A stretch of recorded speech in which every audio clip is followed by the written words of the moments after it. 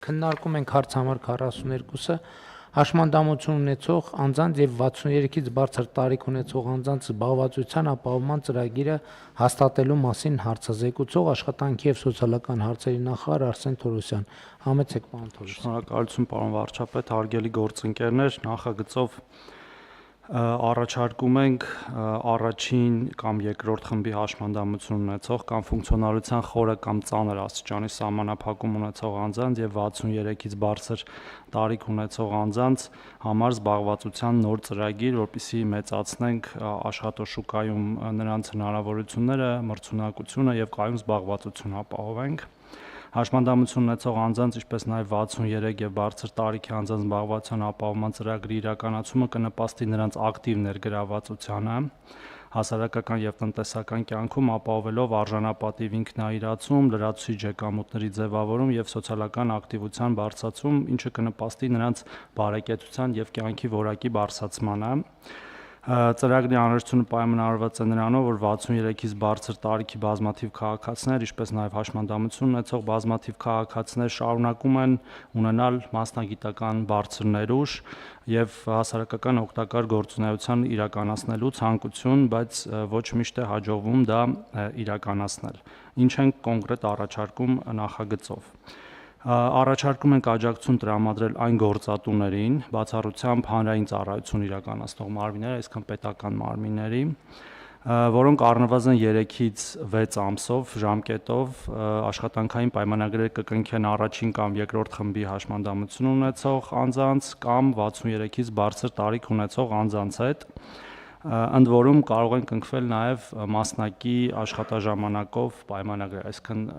կես դրույթ կամ 1 դրույթից պակաս չափով պայմանագրեր։ Ուրեմն առաջի 3 ամիսների համար առաջարկում ենք եկամտային հարկի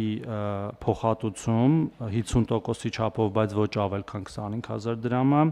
4-ից 6 ամիսների համար, այսինքն երբ որ կշարունակվի եւ ըստ էության ավելի կայուն կդառնա այդ աշխատանքային հարաբերությունը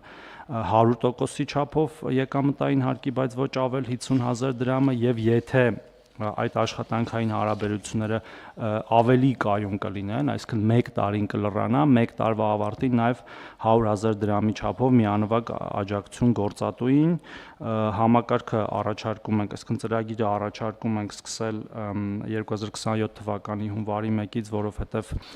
նախապատրաստական աշխատանքներ պետք է իրականացնենք, այդ թվում թվային հարթակների միջոցով։ Իհարկե մենք նաև որոշակի պայմաններ ենք դրել, որպեսզի հնարավորինս ի սկզբանե կանխարգել ենք չարաշահումները, պայման կա, որ օրինակ տվյալ գործատուի մոտ ում հետ որ պետքա պայմանագիրը կնքվի վերջի 3 տարում աշխատած չպիտի լինի այդ քաղաքացին եւ վերջի 3 ամսում ընդհանրապես աշխատած չպիտի լինի, որպեսզի արհեստականորեն աշխատանքային պայմանագրերի խզում եւ վերակնքումներ չլինեն այս ծրագրից օգտվելու նպատակով։ Ընդհանրապես այս երկու խումբ քաղաքացիները մեր այն քաղաքացիների թվին են պատկանում, որոնց անհրաժեշտ են